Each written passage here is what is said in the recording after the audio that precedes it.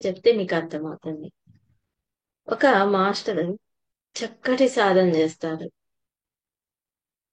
వాళ్ళ భర్త అనుకోకుండా చిన్న చిన్న వాటికి చాలా పెద్ద గొడవ జరిగిపోతుంది వాళ్ళకు. ఇలా కొన్నాళ్ళు జరిగిన తర్వాత సరే అని సైలెన్స్ అయిపోయినారా మేడం. ఎందుకు ఏమి మాట్లాడినా గొడవ అయిపోతుంది ఇక్కడ. సైలెన్స్ అయిపోయినారు.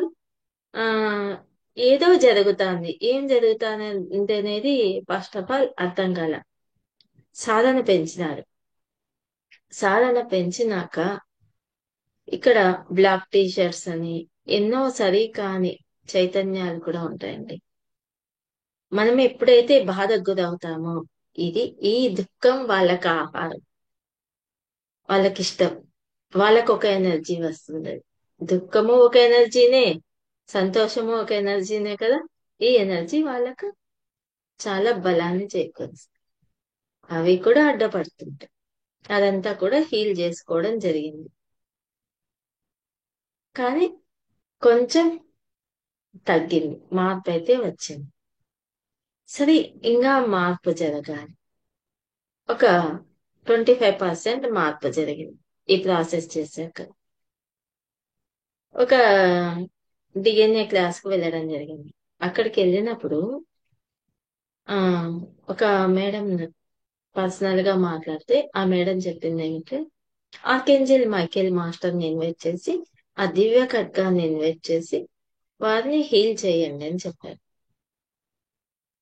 ఇంకా ఇంటికి వెళ్ళలేదు, అది వేరే ఊరికి వెళ్ళారు వాళ్ళు. అక్కడి నుంచి మళ్ళీ ఈవినింగ్ బయలుదేరారు. అక్కడ ఆఫ్టర్నూన్ మేడంతో మాట్లాడినప్పుడు పర్సనల్ గా చెప్పిన విషయం ఇది. మరి సరే, టైం ఎందుకు వేస్ట్ చేయాలి అని అక్కడే ఆఫ్టర్నూన్ మెడిటేషన్ కూర్చున్నప్పుడు ఆ ఆ మాస్టర్ ని ఇన్వైట్ చేసుకొని ఆ దివ్య ఖడ్గాన్ని ఇన్వైట్ చేసి ఈ ప్రాసెస్ చేయడం జరిగింది. ఇది చేశాక ఇది జరిగినాక ఈవినింగ్ వెళ్ళారు. ఈవినింగ్ ఆ వెళ్ళినాక చాలా చేంజ్ అనేది చూస్తున్నారు.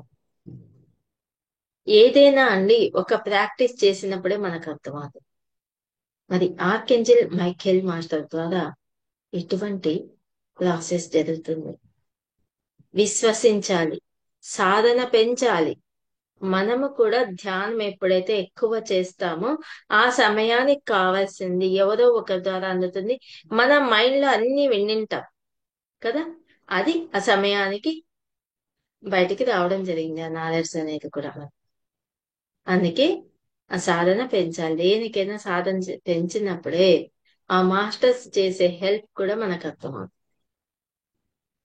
ఇంత అద్భుతమైన వర్క్ చేస్తారు వాళ్ళు. ఇంకా సాధన చేస్తూనే ఉన్నారు. ఇలా హెల్ప్ చేస్తూ కూడా వాళ్ళు